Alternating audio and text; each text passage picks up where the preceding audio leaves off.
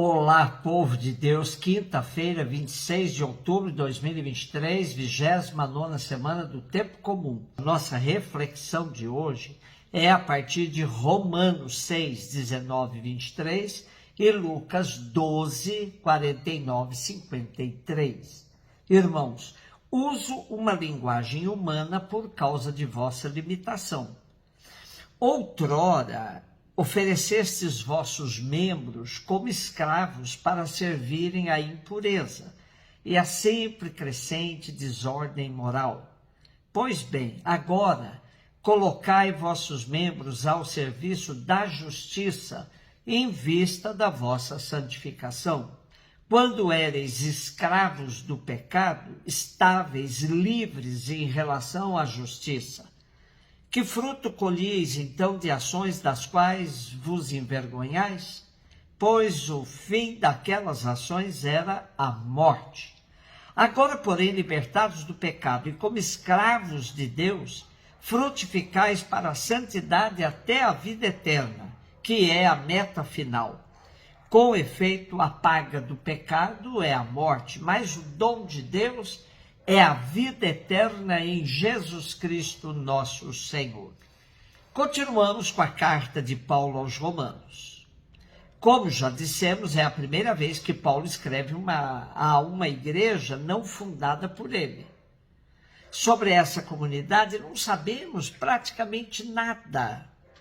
Não sabemos quem pela primeira vez pregou o evangelho a eles, qual era a proporção de judeus cristãos e de gentios cristãos na comunidade, o que os cristãos da comunidade já sabiam de Paulo. A hipótese bem difundida é a de que os judeus romanos que estavam em Jerusalém no dia de Pentecostes converteram-se com a pregação de Pedro. E de volta para Roma levaram consigo a primeira semente cristã. É somente uma hipótese. O que podemos afirmar é que era uma comunidade importante, pois, além de estar na capital do império, mereceu do apóstolo uma carta como essa que estamos refletindo nesses dias. Pela linguagem utilizada por Paulo, podemos supor que os cristãos de Roma tinham familiaridade com o mundo judaico, pois o apóstolo é bastante crítico à lei judaica e se serve de personagens como Abraão, figura por demais considerada pelos judeus. Por outro lado, os gentios da comunidade são citados explicitamente por Paulo, pois ele se considera enviado a pregar para eles de maneira muito especial. Essa carta, escrita no ano de 58 depois de Cristo, quando Paulo estava em Corinto, foi levada aos cristãos de Roma pela diaconisa Febe, que o apóstolo recomenda que a recebam com muito carinho, pois ela tem ajudado a muita gente.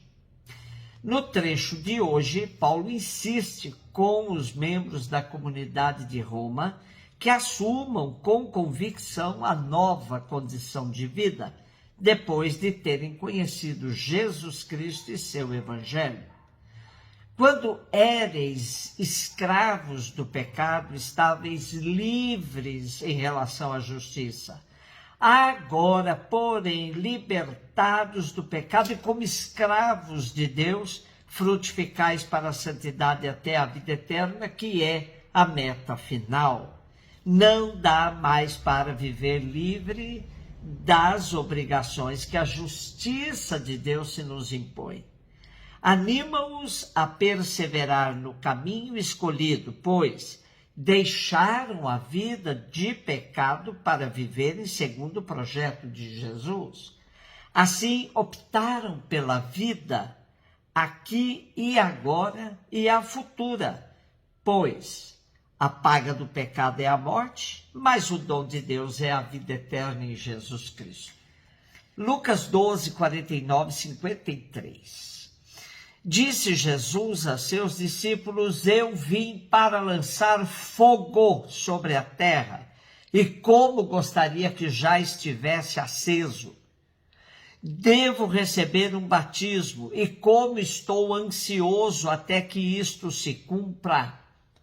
Vós pensais que eu vim trazer a paz sobre a terra?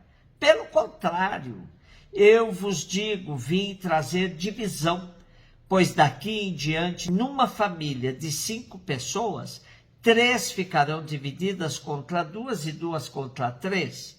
Ficarão divididos pai contra o filho, filho contra o pai, mãe contra a filha, filha contra a mãe, sogra contra a nora, nora contra a sogra. Nossa, que susto! Como ouvir Jesus dizendo que veio trazer fogo à terra e divisão na família? O teólogo espanhol Pagola nos ajuda a nos aproximar do sentido dessa perícope de hoje. Diz ele: são muitos os cristãos que, instalados numa situação social cômoda, tendem a considerar o cristianismo como uma religião que deve invariavelmente preocupar-se em manter a lei e a ordem estabelecida. Por isso resulta tão estranho ouvir nos lábios de Jesus ditos que convidam não ao imobilismo ou ao conservadorismo, mas à mudança profunda e radical da sociedade. Eu vim atear fogo ao mundo, e oxalá já tivesse ardendo. Pensais que vim trazer paz ao mundo? Não, sim, divisão. Não é fácil para nós imaginar Jesus como alguém que traz um fogo destinado a destruir tanta impureza, mentira, violência e injustiça. Um espírito capaz de transformar o mundo de maneira radical, mesmo com o custo de enfrentar a divisão entre as pessoas. Quem entendeu Jesus vive e atua movido secretamente pela paixão de colaborar para uma mudança total. Quem segue Jesus traz a revolução em seu coração. Uma revolução que não é golpe de Estado, mudança de governo, insurreição ou revezamento político, mas busca de uma sociedade mais justa. A ordem que muitas vezes defendemos é ainda uma desordem, porque não conseguimos dar de comer a todos os pobres, nem garantir a todas as pessoas os seus direitos, nem sequer eliminar as guerras. Precisamos de uma revolução que transforme as consciências das pessoas e dos povos.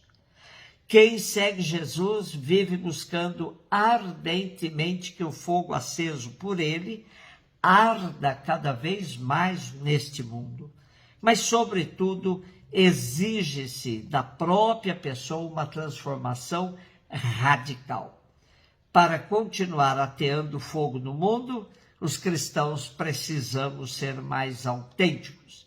E se por causa disso formos incompreendidos, até mesmo pelos de casa, pelos membros da família, devemos enfrentar as divisões, mas nunca abrirmos mão de nossas convicções cristãs. Um beijo no seu coração.